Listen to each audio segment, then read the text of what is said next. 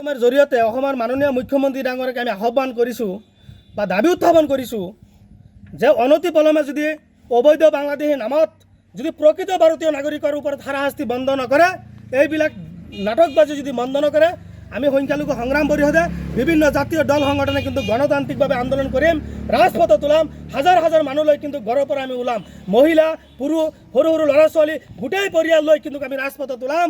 পিছত যদি আইন শৃংখলা অৱনতি ঘটে, ইয়াৰ দায় হ'ব মুখ্যমন্ত্ৰী ডাঙৰীয়াই। মুখ্যমন্ত্ৰী ডাঙৰীয়াই ভাবিব নালাগে, অসম আৰক্ষীয়েও ভাবিব নালাগে আমি সংখ্যালঘু হ'ব পাৰোঁ, আমি কিন্তু বোবা নহয়, আমি একেবাৰে বুৰ্বক নহয় যে তেওঁলোকে আমাৰ ওপৰত যিটো কৰিব সেইটোৱে আমাৰ মুছলমান মানুহে মানি ল'ব। আমাৰ যিটো মৌলিক অধিকাৰ, আমাক গণতন্ত্ৰই যিটো দিছে আমাৰ অধিকাৰ, সেই অধিকাৰ হিচাপে কিন্তু আমি গণতান্ত্ৰিক অধিকাৰ আমি কাঢ়ি লৈ যোৱাৰ ক্ষেত্ৰত যদি আমি শ্বহীদ হৈ যাব লাগে, আমাৰ তেজ দিব লাগে, আমাৰ এই মানুহখিনিক বচাব লাগে, কিন্তু আমি বচাম। আৰু এটা কথা কৈছোঁ যে অবৈধ বাংলাদেশীৰ পক্ষে আমি কোনো পধ্যেই নহয়। অবৈধ বাংলাদেশী ইয়াৰ পৰা বিতৰণ কৰক, আইনী ব্যৱস্থা কৰক, আমাৰ কোনো বাধা নাই, পূৰ্ণ সহযোগ আমি সংগ্ৰাম পৰিষদক কৰিম।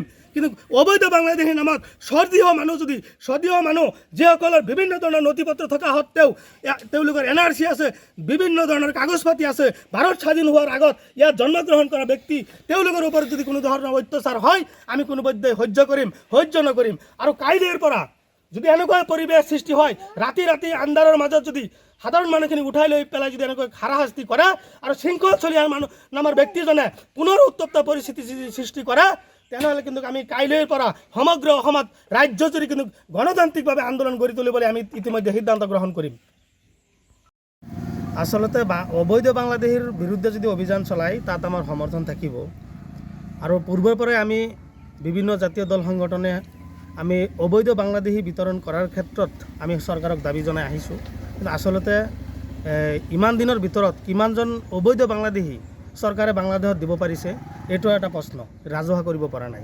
কিন্তু এতিয়া দেখা গৈছে অবৈধ বাংলাদেশী নামত স্বদেশীয় যিসকল বৈধ ভাৰতীয় প্ৰকৃত নাগৰিক আছে, আমাৰ অসমৰ খাটি খোৱা পূৰ্বত মানে ভাৰত স্বাধীন হোৱাৰ আগতে জন্মগ্ৰহণ কৰা এই দেশৰে নাগৰিক, তেওঁলোকৰ ওপৰত যিটো বিভিন্ন ধৰণৰ নথি পত্ৰ থকা সত্ত্বেও তেওঁলোকৰ ওপৰত যিটো শাৰীৰিক মানসিকভাৱে অত্যাচাৰ কৰি আৰক্ষীয়ে আটক কৰি আজি যি ধৰণৰ এটা পৰিৱেশ সৃষ্টি কৰিছে, এইটো আমি কোনোপধ্যে সমৰ্থন নকৰোঁ।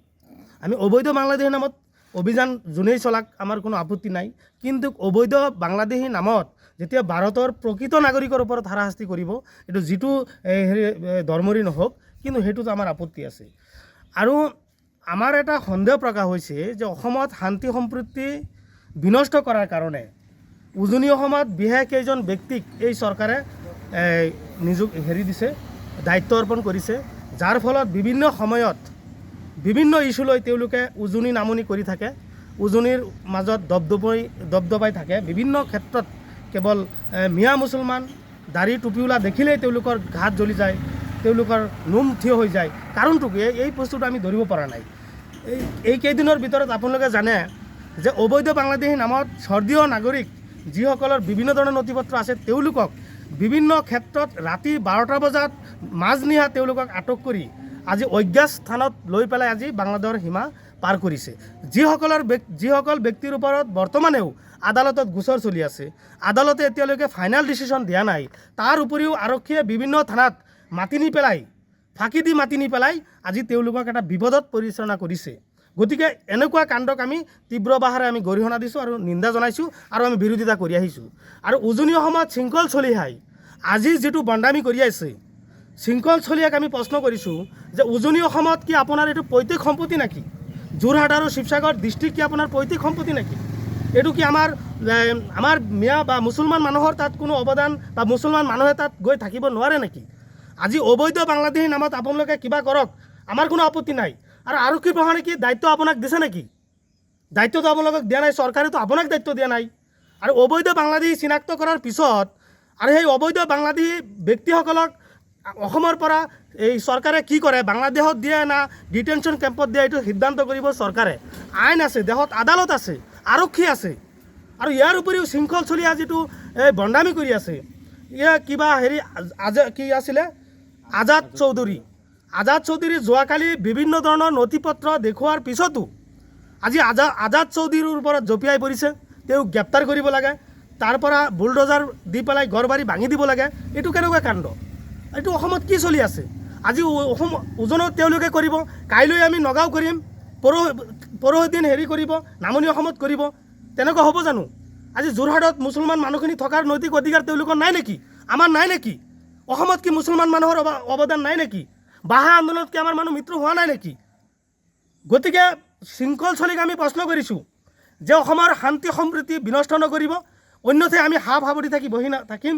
কাৰণ 1971 চনৰ 25 মাৰ্চত আগমতত থকা ব্যক্তিসকল সকলোৱেই ভাৰতীয়, বৈধ ভাৰতীয় নাগৰিক। আজি সেই মানুহখিনিক টাৰ্গেট কৰি আজি অবৈধ বাংলাদেশী বিদেশী নামত আজি লোকেল মানুহখিনিক যদি আপোনালোকে হাৰাশাস্তি কৰে, যুগ যুগ বছৰ ধৰি ইয়াত জন্মগ্ৰহণ কৰিছে, বসবাস কৰিছে, বিভিন্ন ধৰণৰ কৰ্মৰ লগত সংস্থাপন হৈছে, আমি বিভিন্ন জাতি জনগোষ্ঠীৰ লগত আমি মিলা প্ৰীতিৰে বসবাস কৰি আহিছোঁ। তেনে ক্ষেত্ৰত শৃংখল চলিহা নামৰ এজন বণ্ডামী পাগল নেতাৰ নিচিনা মানুহ আজি এটা শান্তি সম্প্ৰীতি বিনষ্ট কৰিব বিচাৰিছে। আজাদ আলী চৌধুৰীক গ্ৰেপ্তাৰ কৰাৰ দাবী জনাইছে। হয়, আমিও যদি আজাদ আলী চৌধুৰীৰ বৈধ কোনো ধৰণৰ নথি পত্ৰ নাই বা 1971 চনৰ পিছত যদি কোনো ধৰণৰ ডকুমেণ্টছ আছে, তেওঁক গ্ৰেপ্তাৰ কৰক, আইনী ব্যৱস্থা কৰক। কিন্তু আৰক্ষী বাহন আছে, আদালত আছে, আৰু সেইটোৰ ওপৰত বাট নাচাই পেলাই আজি তেওঁলোকে জোৰ সমদল কৰিছে। তাৰমানে এইটো কি শক্তি দেখিব বিচাৰিছে? কাৰণটো কি? আমি 1 কোটিতকৈ অধিক জনসংখ্যা থকা মানুহখিনিক শৃংখল চলিয়া তেওঁৰ ধমকিত আমি বহি থাকিম নেকি? আমিওতো মানুহ, আমিতো বহি নাথাকোঁ নহয়। গতিকে আমি অসম চৰকাৰক আমি আহ্বান জনাইছোঁ, অসমৰ মাননীয় মুখ্যমন্ত্ৰী ডাঙৰীয়াক আমি আহ্বান জনাইছোঁ যে অসমৰ আইন শৃংখলাৰ দায়িত্ব আপুনি, গতিকে আইন শৃংখলা ৰক্ষা কৰাৰ দায়িত্ব আপোনাৰ। গতিকে শৃংখল চলিহা নামৰ এজন পাগলামী বণ্ডামী নেতাক আপুনি লেগাম নকাক আৰু আইনী ব্যৱস্থা গ্ৰহণ কৰক। যধে মধে মানুহ দেখি টুপি দাড়ি বা আপোনাৰ লংগি দেখিলেই তেওঁৰ গা জ্বলে, এনেকুৱা অৱস্থা যদি হয়, শৃংখল চলিয়া কিন্তু এইটো প্ৰতি উত্তৰ পাব।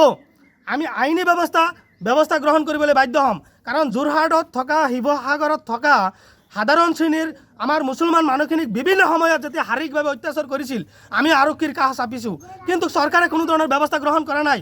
আজি তেওঁলোকৰ শক্তি তাত বেছি আছে, আমি মানিছোঁ। বেলেগ জেগাত তেওঁলোকে সংখ্যা লঘু হৈ আছে। আজি সেই মানুহখিনি যদি আজি আগুৱাই আহে, বিভিন্ন ধৰণৰ বাহাভংগী কয়, তেনে অসমৰ পৰিস্থিতি কি হ'ব? গতিকে অসমৰ শৃংখল চলিহা নামৰ ব্যক্তিজনৰ কাৰণে অসমত আইন শৃংখলা যদি অৱনতি ঘটে, তেন্তে ইয়াৰ দায় হ'ব চৰকাৰ, অসম আৰক্ষী। কাৰণ অসম আৰক্ষীয়ে বা অসম চৰকাৰে আমাৰ এটা সন্দেহ প্ৰকাশ হৈছে, শৃংখল চলিহা নামৰ পাগলামী ব্যক্তিজনক তেওঁলোকে দায়িত্ব গ্ৰহণ কৰিছে যে শিৱসাগৰ আৰু যোৰহাটৰ পৰা আইন শৃংখলা অৱনতি তোমালোকে ঘটোৱা। নহ'লে ইমান ক্ষমতা ক'ত পাইছে? শৃংখল চলিহা কোন? শৃংখল চলিহাৰ পৈতৃক সম্পত্তি নেকি শিৱসাগৰ? তেওঁ যিটো ক'ব সেইটো হ'ব। আমাৰ মুছলমান মানুহ তাত থাকিব নোৱাৰিব নেকি? মুছলমান মানুহ আমাৰ অসমৰ নাগৰিক নহয় নেকি? গতিকে 1971 চনৰ আগমুহূৰ্তত যিকোনো মানুহ বৈধ নাগৰিক। এই অসমৰ মানুহ এজন মানুহৰ ওপৰত যদি 1971 চনৰ আগমুহূৰ্তত এজন ব্যক্তিৰ ওপৰত যদি কোনো ধৰণৰ ব্যৱস্থা শৃংখল চলিহা লয় বা কোনো ধৰণৰ যদি অসুবিধা হয়, মনত ৰাখিব, আমি সংখ্যালঘু সংগ্ৰাম পৰিষদে, আমি অসমৰ সংখ্যালঘু জনতাই কিন্তু